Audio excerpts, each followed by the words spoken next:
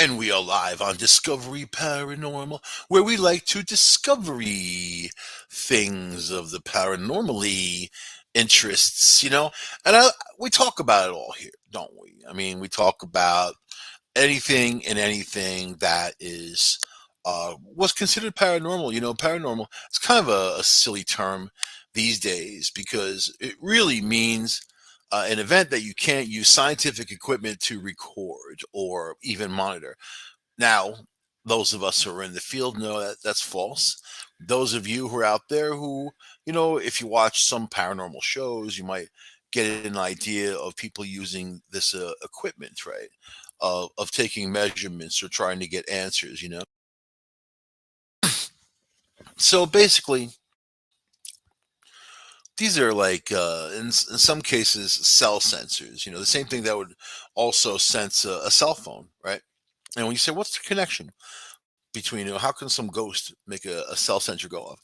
You're hoping that the the entity that you're dealing with can manipulate said device. They may not know how to do it at all. I use all kinds of stuff. I just try to get a baseline of answers, and make sure I'm just not talking to myself at that rate. You know what I mean? But interesting that cell sensors, if you talk on a cell phone for more than 45 minutes, it it ignites part of your brain. It like lights up a weird area 23, it's called, in your brain. Seriously. Cell phones are bad for human consumption.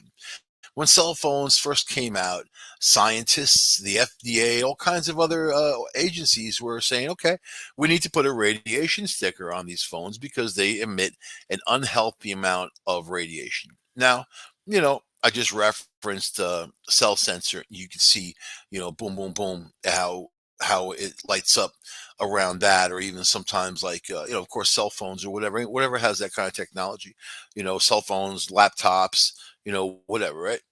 But also there's electromagnetic radiation, EMR, and you can also have those devices. I think I paid 15 or 20 bucks for the one that I have. I like it because it lights up, and it goes red when something is heavy duty, if it's green if it's not, and it remembers the numbers that it finds throughout if you're investigating or using it.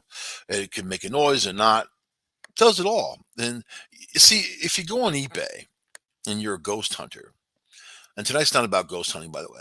It's about paranormal investigation. It's more about a crashed UFO in the Baltic Sea, and I wholeheartedly believe it's that. But aside from that, we're going to get to that in a minute.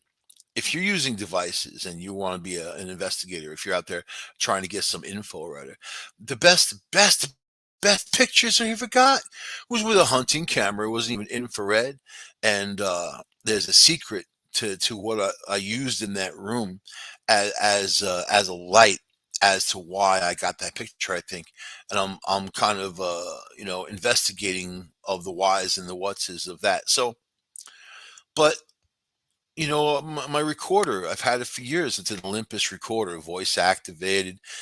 But if I would just want to use it and record it, it has such a broad range of frequency, and I paid almost nothing for it years ago. I think 80 bucks or whatever. Now I think they're so cheap.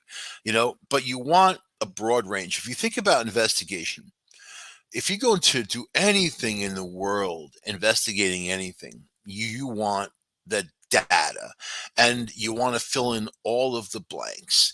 You want to go for the broadest spectrum that you can get a hold of to collect the most information that there is, so you can critically think it later on and put it all together and make your puzzle, right? That's really what it is. If you're getting responses from somebody or something or somewhere, that's great. If they're talking, I have full on class A EVPs, full sentences. I've had whole conversations going back and forth between me and the entity that I was talking to. The only other person there was Peter Canellis I do investigations with, and you can hear this person answer both of us.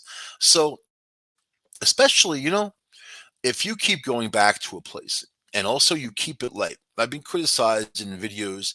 You go to youtube.com/discovery paranormal, all one word, discovery paranormal.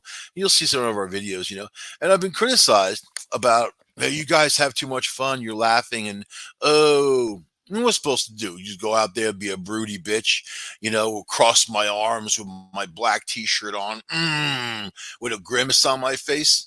Who wants to hang out with that? You know what I mean?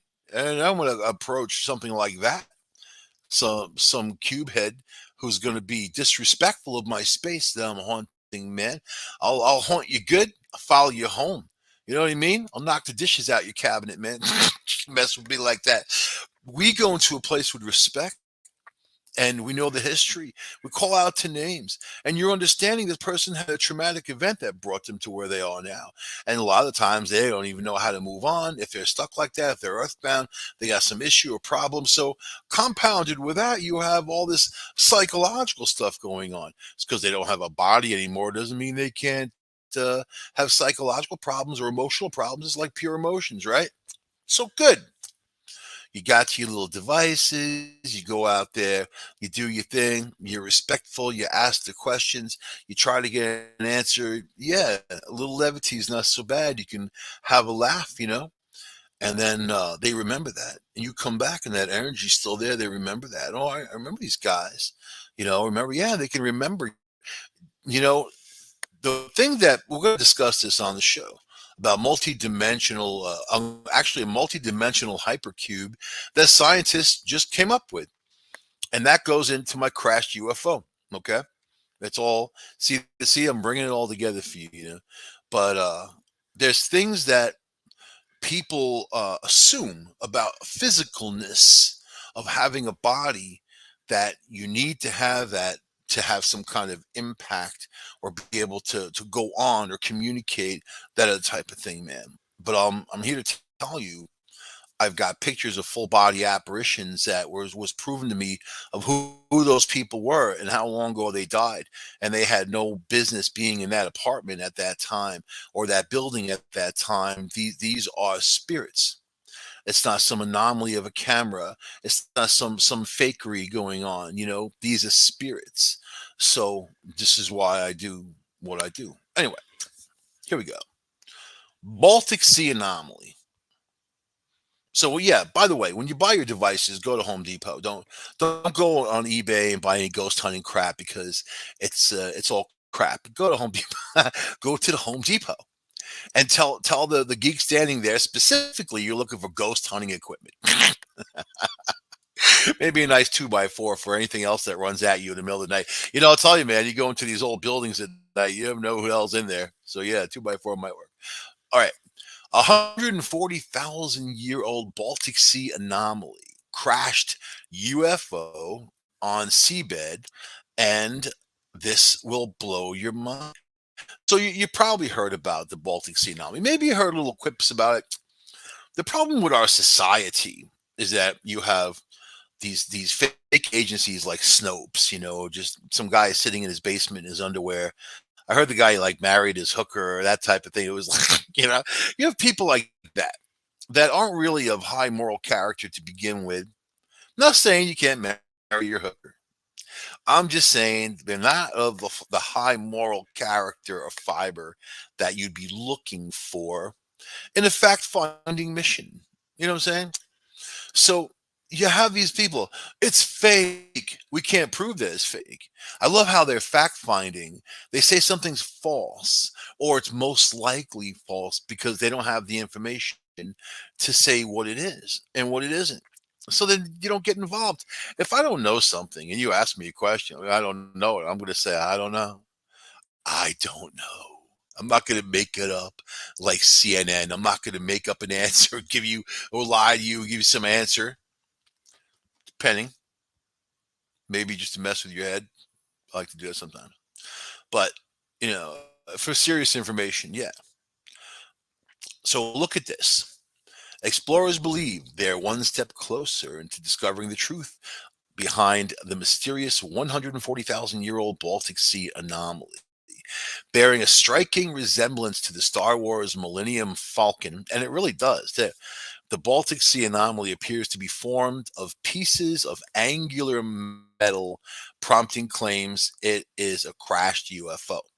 Swedish explorer Peter Lindberg and his Ocean X team of marine explorers discovered the strange object during a dive looking for an old shipwreck. Instead, he discovered the so called anomaly, right?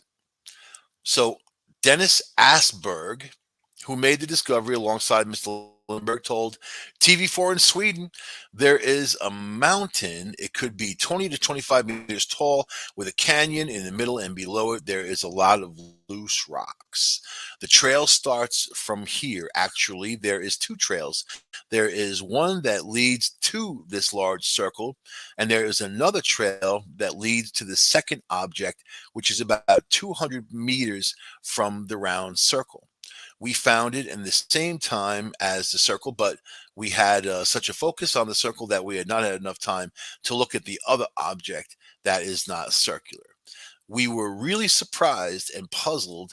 We were thinking of what could we have found here. Imagine that you're looking for a shipwreck. And these guys are in the business of finding all kinds of crap on the bottom of the ocean. They've seen a lot of stuff. They've seen all kinds of shipwrecks, all kinds of whatever, looking for treasure, looking for this, looking for that. I mean, and they have to be able to disseminate what junk is and what the real thing is, what they really found is it a rock formation? Is it something more substantial? And the seabed is known for sand and soot and crap, and then that covers things too, and or buries things. You really have no clue on what's buried down there. Ultimately, I mean, really buried down there. So there's a lot of exploration that needs to happen. So these guys are sitting there puzzled, thinking, "What the heck did they find?" And so they start looking for a natural explanation. I love that. It's not just someone jumping in. It's an alien, or it's this, it's that. Like you have to be able to think your way through things and understand what you're dealing with, and moving forward, right? So he said we wanted to look into something. We wanted to look into some more, and decided to keep it totally quiet.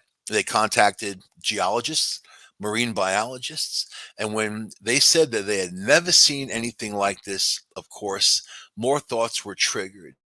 It could be something really awesome that we found. So here you have these guys aren't going to, contact people who don't know anything. I mean, these guys are in the field doing this business. They're the ones who find stuff. So you have to work with geologists and marine biologists just to know what you're dealing with, right? And so they're not going to contact some Joe Schmo, some Tina I don't know any at all.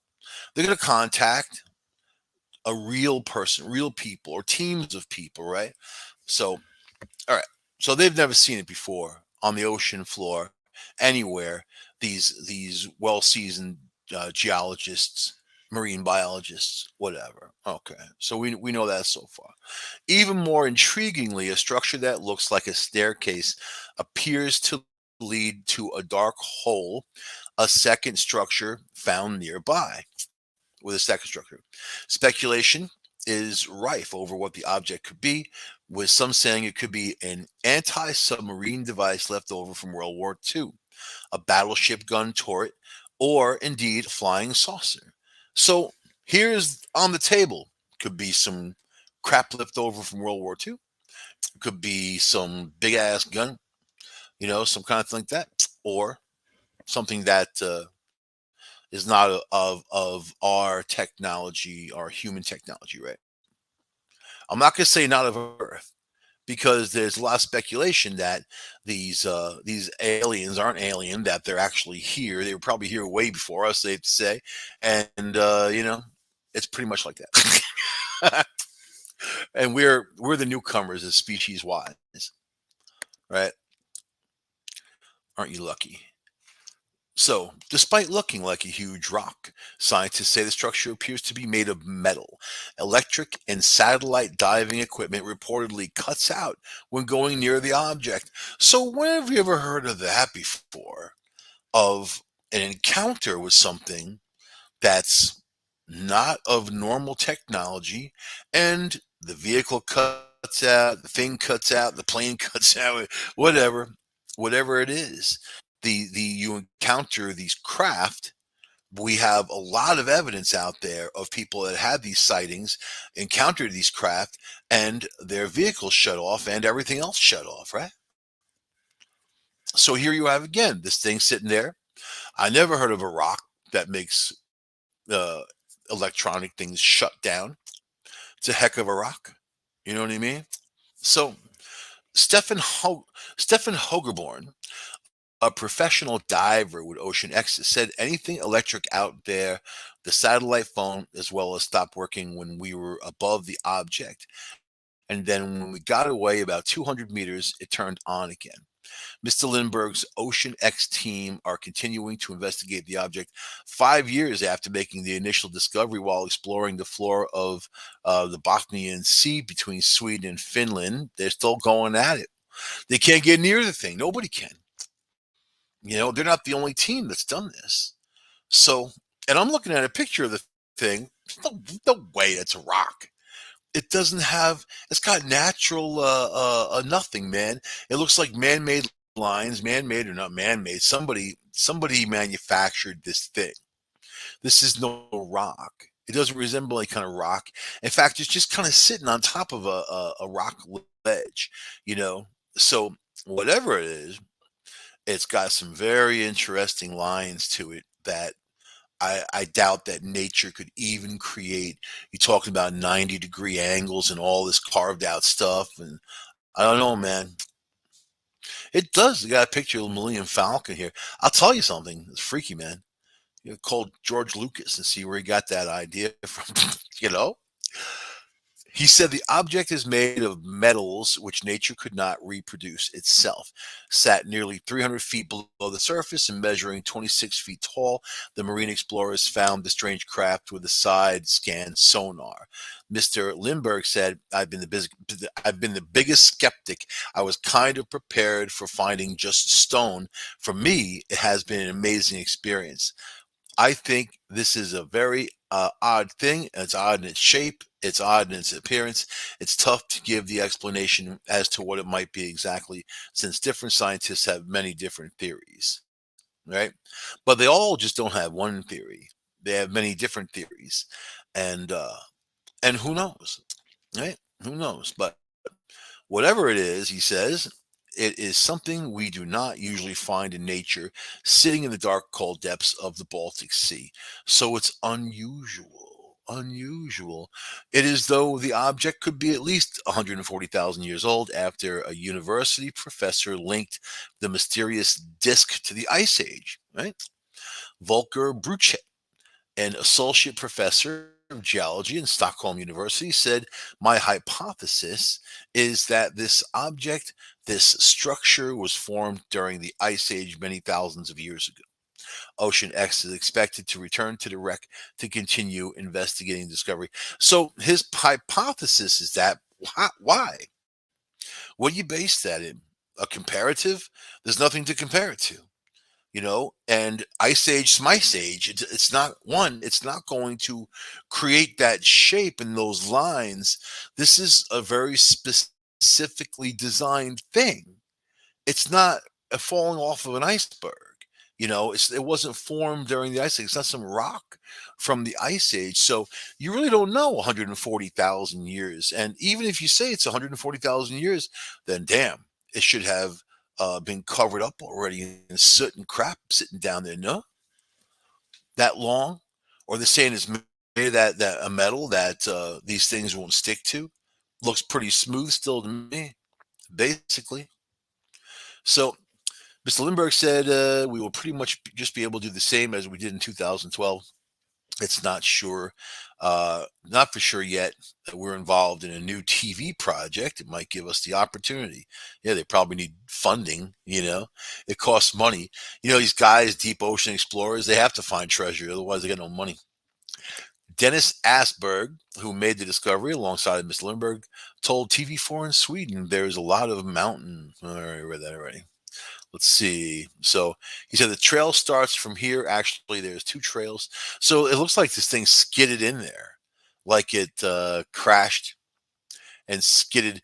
So if it was the ice age, most likely there was no water in there, right? Because the ice age, the whole planet wasn't a ball of ice, but there was more ice than there would normally be, and the temperature, is slightly different. When people hear ice age, they kind of get the wrong idea of what ice age really is.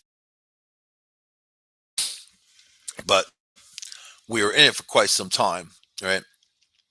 If something's going to skid in the ground and make a mark, it's not going to happen in the ocean. You know, even if it's going some incredible speed, it's not going to happen like that. So most likely, and think about it. Last week we talked about Antarctica, right? And Admiral Byrd and his mission there, and he encountered this person called the Master and brought him a message back to DC. Fascinating, man. But if you think about that and you think about the South Pole, it was a plush jungle 2 million years ago, you know? So when you start looking back in time on the planet, thinking what things were like back then, Egypt, again, was another place that was like plush and like it was like the Amazon. Look at it now, you know? So stuff happens. And then it wasn't because of global warming or anything, but the global warming as per se, right? But I like this. We were really surprised and puzzled. We were thinking, what is it that we have found here? This is not a wreck at the time that we thought for sure. There's a natural explanation. We wanted to look into some more and decided to keep totally quiet. I love that, man. You know, they kept quiet about it initially. They didn't want to say anything. They didn't want to bring a lot of attention to it, right? So I'm going to say this. All right. Mm, they went down and took even samples of the area. That's kind of cool. They tried getting close to it. I love the fact that they couldn't even get close to it, you know? So, and then here we go. The group revisited the site the following year, intending to get a clearer image, but claimed mysterious electrical interference prevented them from even getting close, you know? And you know where I get these cool stories from? And it's not from like, the Inquirer. I like the small town newspapers and places. Last week when I talked about Antarctica and how all these troops got killed and whatever, nothing was said in the American media at that time about that. Not for a long time, right? And then comes conspiracy theorists will come out with the news. I got those news stories from the Chilean newspapers at the time that were just plain old mom and pa newspapers. These reporters were talking to the soldiers who were mangled and missing body parts and whatever. They told them what happened. And it's that simple. That's a great way of finding information. It's that simple. So, but yeah, I like the whole. Another person's calling you the area near it like an underwater Stonehenge, a portal into another world. Oh yeah, man. Would you want to really travel into another world like portal out, go into another world? They better have good food or something, man. You don't want to zoom out into a world that doesn't have the stuff you like. Some bagels or something, man. Something, right? Some animal is going to eat you. That's no fun either. I'd kind of want to put a probe out there first, man. A little bit of probing. Aliens do their probing. I probe also, man. I want to see what's going on. So I like the fact that they did all these geological samples of the granites, the sandstones, the things that are in the area, loose pieces of volcanic rock. You know, uh, all of these things have nothing to do with this object. They said, I mean, the whole thawing process of the ice age and what happened in that area, the glacial, post glacial processes, nothing there is represented like this. So it's solely unique, really. Well, the two objects they supposedly found, right? So, but scientists are saying that the lines on the anomaly could never be represented in nature. What do you think of that? And These are scientists, man. I don't know who. Big muckety mucks. Is it the Millennium Falcon? Maybe. You know, I don't know if it's a crashed UFO or something, man. Their technology is not that great. If they're sitting there crashing, it did keep together though. But you would think that they would get it out of there too. I mean, like have a little UFO tow truck that come around, take the thing, not leave it there, unless it's some kind of escape craft. Could be anything from another civilization. No, I mean, people don't live forever. Do you think even beings from if they're beings from other planets, think they live forever? Of course not. So I think I think that basically we are pretty tender in this world that you can get in trouble real easy. You fall out of a window and die. You can choke on steak and die. There's some dumb stuff. The Darwin Award. People out there doing stupid things trying to die. I don't get that either. So, but they're pretty much ruling out natural, just natural shapes, and they went into geophysics. And these guys like really got into it. I love that. They got into it, and they don't know what the hell's going on. They don't know what it is. They just know they can't get close to it, and then their junk shuts off just like that. Interesting.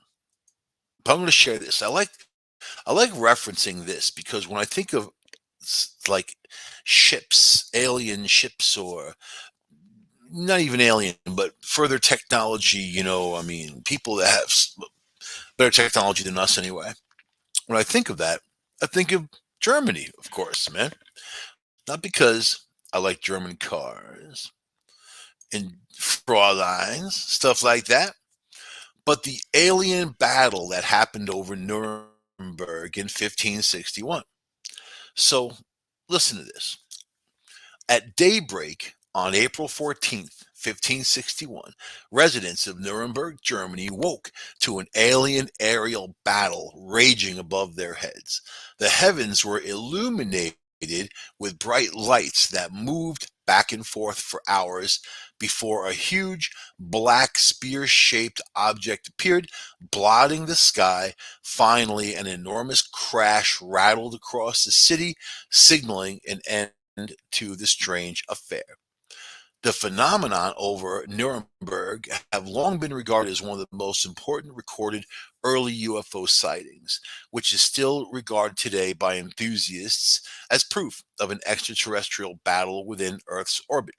Modern skeptics and scientists have other views, but you know what? I'll tell you what the other views are. And this is very funny to me. Scientists who are not from there, I mean, not they weren't there in 1561. They can only guess at what it could have been in nature. And this is my problem with science. They're so one-sided. They're all on this left side, like, there has to be another explanation. I refuse to believe it's paranormal. That's the stuff that makes me believe they're not true scientists. They are not, because you have to have an open mind in science. And if you don't have an open mind in science, you're never going to discover anything, right? So, the original written account was published in April of 1561 within a local newspaper. It's called a broadsheet newspaper, accompanied by a stunning woodcut produced single-handed by a local painter and illustrator Hans Gleiser. But you know what's cool? Not just the artwork that came out of it and the newspaper article. All these people had some kind of connection to this where they had to describe it somehow. But the scientists came out and said, oh, it's sunspots, solar flare. I'm a photographer. I take pictures of sunsets and all that. Sunrises too, if I'm up. You know, I have pictures of sunspots, solar flares, all kinds. They're not still called sunspots. They're actually part of a solar flare, of an arc of a solar flare. But there's little spots that will appear and that type of thing. That's not this. Okay. That's not this. According to the report, townsfolk saw hundreds of glowing shapes within the early morning skies, including spheres, crosses, globes, moons, and tubes. Now, let me stop for a second. When was the last time recently we heard about those shapes? How about when The military came out with their report. The Pentagon came out with a report on UFOs, and above this aircraft carrier were these objects that were spheres, crosses, globes, moons, tubes, floating around that they say is not alien, but they don't know what it is. Not alien, but they don't know what it is. Which is kind of saying, well, maybe they're from here, but they're just not alien. But we don't know what they are, right? And they do know what they are. They do. It all ties in with Antarctica and Admiral Byrd. It's all one big long story. It's not. It's not several stories put together. This is one big long story. So all right. So each of these shapes moving phonetically across the heavens. The dramatic report recounted a detailed and frightening shared vision. Between 4 and 5 a.m., civilians of Nuremberg were in the streets conducting their daily business. Who's up between 4 and 5 a.m.? I would have slept through that. People try to get me up. Oh, look, something in the sky. I'm like, leave me alone. They're up 4 or 5 o'clock in the morning doing their business. I guess you got to get up early, man. Back in the day. I would have, this person even says, I would have slept through the whole thing. As the sun slowly rose, two blood red crescents grew at its center, while flanking on it on all four sides were red and black balls in varying groups, right? Between these balls were a handful of red crosses and enormous slashes of bright red coloring, taking the shape of reeds. In short, the sky was busier than about the JFK airport. That was that, man. Probably busier than that. And here's like a cool picture. Can't show you because I don't have access to show you the cool picture of all these things. I mean, these are all tubes that had lights all up and down. I mean, these don't look like anything the sun's going to create. That's for sure. At once, this collage of shapes started fighting with one another, with globes and rods flying across the sky in and out of the sun for about an hour. Eventually, the fighting became so ferocious that the alien shapes became so tired from their exertions that they fell to the earth in a mass of flames before burning up on land in a cloud of hellish smoke. So, whenever you ever see a sun pillar do that, you know, or anything, right? After the flaming battle came the enormous black spear, the point fixed to the west. The navigational spear aspect was the greatest interest to 16th century academics who saw the report as an untapped and unexplained sign from God, right? In the original news notice, an early form that's the earlier form of newspaper, writer Hans Glasser interpreted this as one of the many signs of God sent to encourage man to repent for his sins, which was promptly hated or dismissed by an increasingly godless world. Like today, right? you know, Sodom and Gomorrah type of action. The display was a reminder from the Almighty to repent and be weary of his wrath. So they didn't know what it was. They blame it on God, right? That's pretty much what they do, man. They want to kill something, they kill it for God. They want to blow something up, they burn something down, they do it for God. They burn people at the stake, they do it for God, right? But God loves you. So these people don't. So when it comes to the meeting of celestial wars and theological rantings, I think that there's a lot going on in Nuremberg, right? So as historically and artistically important as the events of 1561 were, the beautifully illustrated report, basically all the God's anger was undoubtedly exaggerated, and the story passed between onlookers and whatever because people were like, "Oh, it's God." Even back then, people were like, "Oh, it's God." Of course, you know what I mean.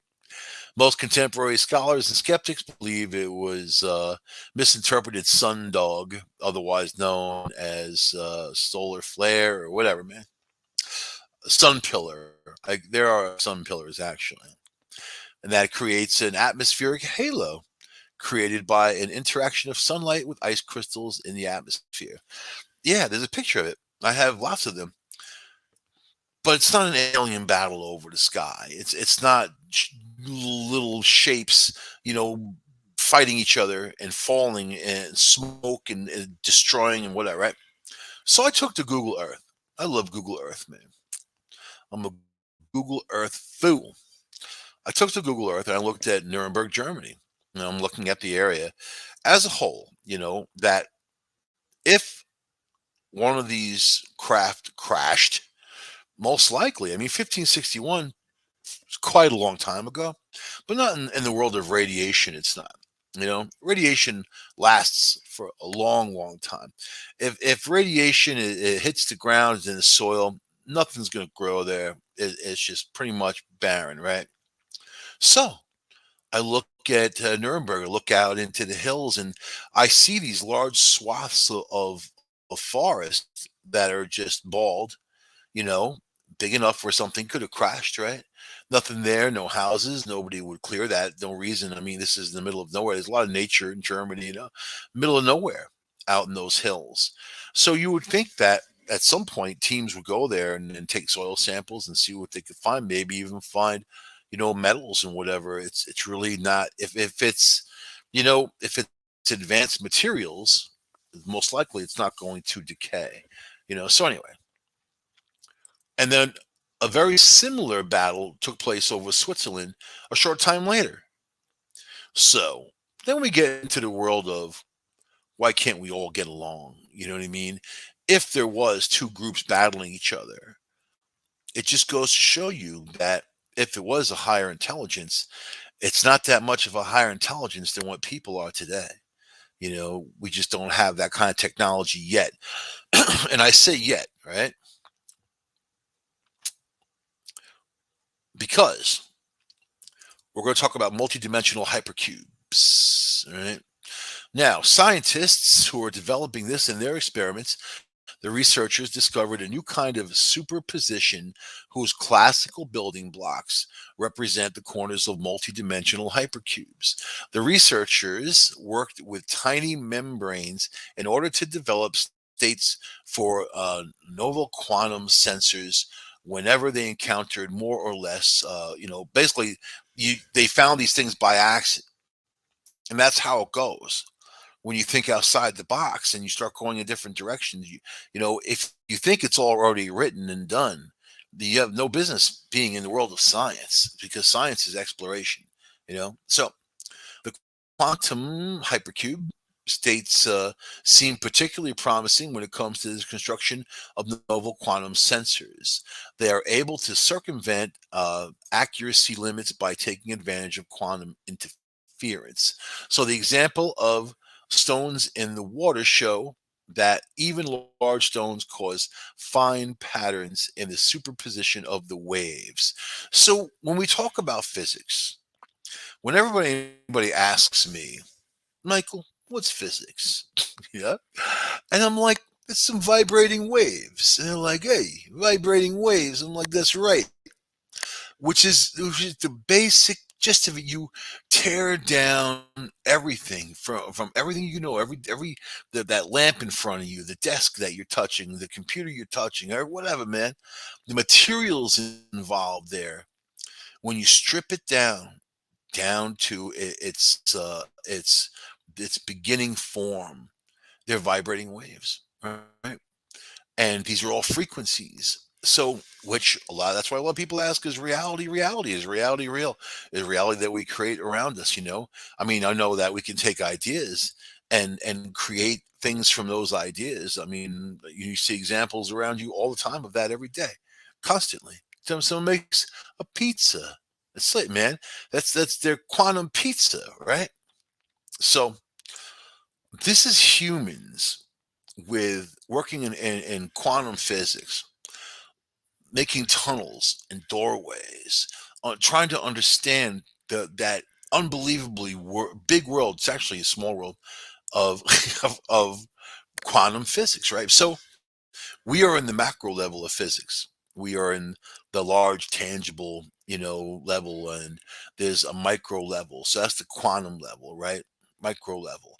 And I also have an idea that there's a mega level. In fact, I think that there's It's endless. The different levels that go up and down. Now, every one of these levels, things act opposite of. So, like in our world, compared to the quantum world, what happens in the quantum world is opposite from our world, and things that go on in the quantum world are mind-boggling because we could never do that in our macro level. Like these particles moving from one place to another instantaneously, or dividing a particle, and both of them working in unison, but they could be hundreds of miles away from each other, but they're still connected. That's what you got to study, and that's what you have to understand about advanced technology. So, all right, optical quantum sensors, and I'm going somewhere with this. This is all. At present, quantum sensors are still in the development stage, right? However, promising applications are already emerging. For example, optical quantum sensors can achieve higher accuracy with less light. This is particularly important for examinations of biological systems such as living cells, which must be treated extremely carefully.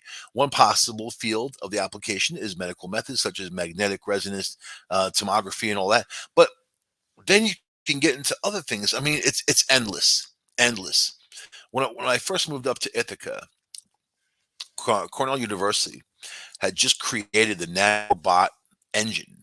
It was the early '90s, mid '90s, 1995, I think, 1996, something like that. Imagine the technology since then. I mean, they have a whole nano building. They have, they're in the forefront of nanotechnology, and that's just one drop in a bucket, one Ivy League university versus so many others. And when you get down to the molecular level and being able to reassemble things and change things, you could eradicate any kind of disease. You could have someone's missing an arm, you can grow them that arm. They can change themselves if they want, their appearance even on the molecular level, So and you need no more surgeries. You wouldn't need. I mean, there's a lot. There's a lot of bad you could do with it too. You know, I mean, it could be an assassin force like you wouldn't believe. You could put in people's water supply, and they got nanobots in them. So there's the deadly side of technology, and then there's the beautiful side of technology, right?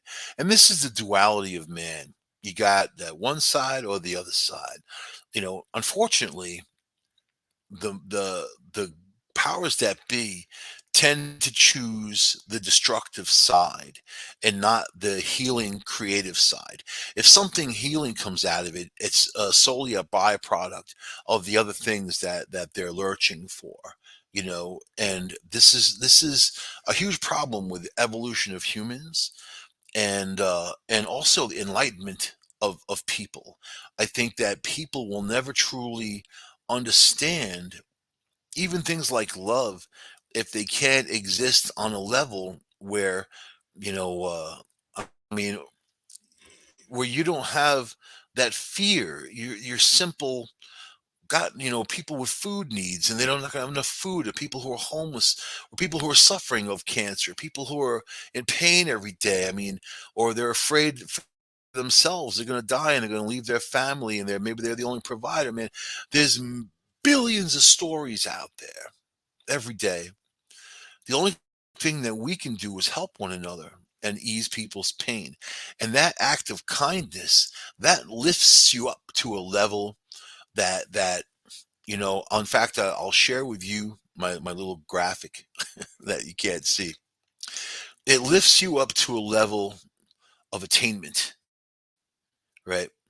And this is something that I gotten into when I was searching through religions and looking for the answers when I was young. I was around 11 or 12 years old, right around when I got involved with listening to AC/DC. 30 deeds done dirt cheap. That's right.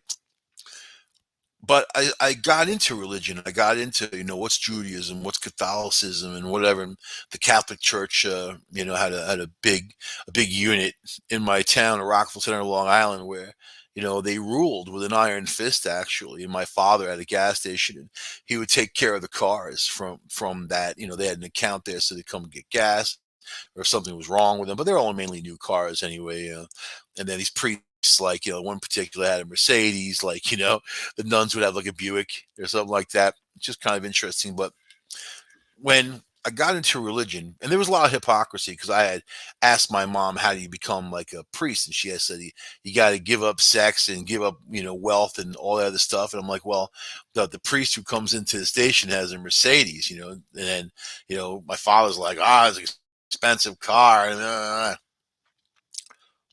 so it didn't work in my mind of how you can take a vow of poverty and drive a Mercedes, the two things that it just didn't connect.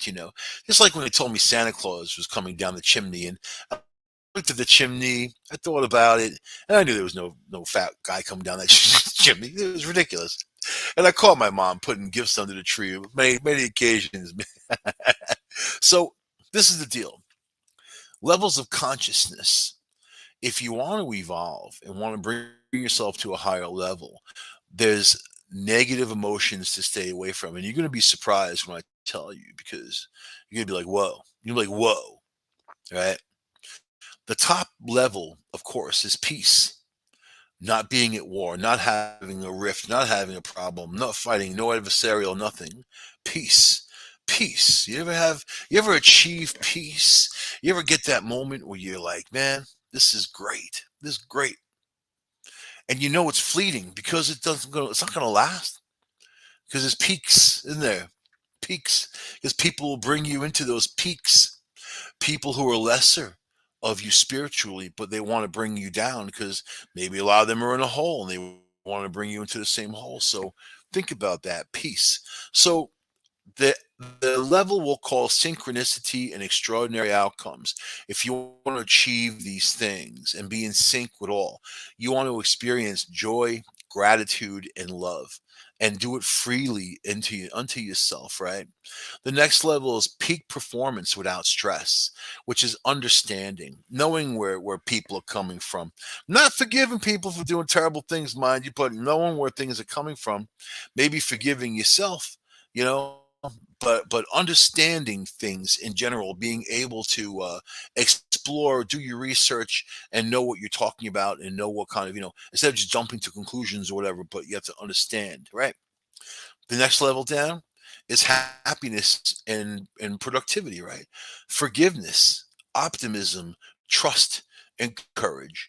And forgiveness, it's more about, like I said, forgiving yourself. You know what I mean? But if you look at a slug as a slug as a slug, or a snake as a snake as a snake, snake's going to be a snake no matter what. You have to understand it is a snake, and you have to either make a decision you're going to deal with it or not deal with it, right? You can avoid it too, right? So, but for that forgiveness, the forgiveness mainly, people tend to blame themselves for everything.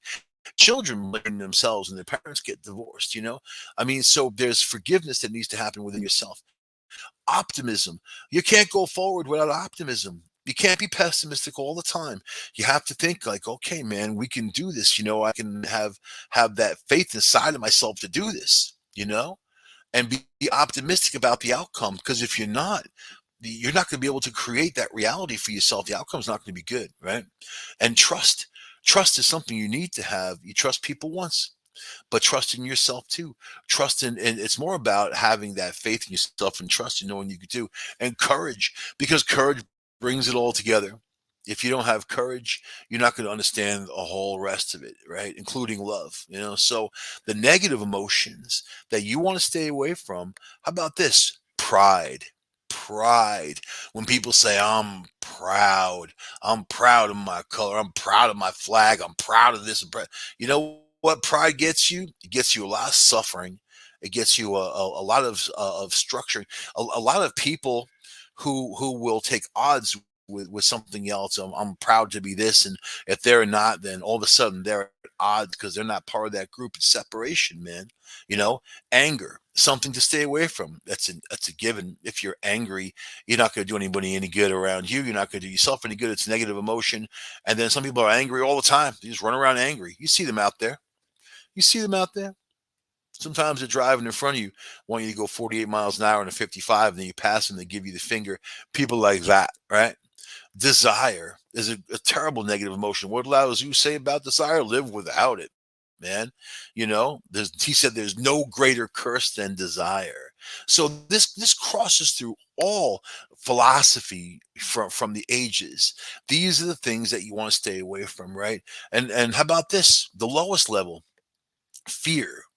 something that will stop you from doing great things, something that will stop you from enjoying yourself and being you. Fear, right? Grief. There's a time to grieve and there's a time to move on with that grief. But grief is a very difficult thing to navigate through, and it can bring you to all kinds of levels of depression, all kinds of levels of not functioning. So same for apathy, the same for guilt, and the same for shame. Guilt, yeah, you make a mistake, you do something wrong, you move on. You know what I mean? You got to forgive yourself, give it some time. Not that you're dismissing anything if you did something really wrong or whatever, but you just got to move on because you can't wallow in your own misery and wallow in your own guilt and that shame. If you're feeling shame, all these things are religiously based, aren't they? Shame, guilt, apathy, grief, fear, pride, anger, desire. All those things exist inside of religion. Do they ever talk about real love or gratitude or joy? No, they talk about the love of that money. Here comes that collection plate or whatever. There's a box to put money in, or here's another cause, whatever, man. I'm going to leave you guys thinking about that. And I'm moving on up to the east side. All right. I'll see you guys next week on Discovery Paranormal on United Public Radio Network, UPRN, talkradio.com. Come join us. Bye.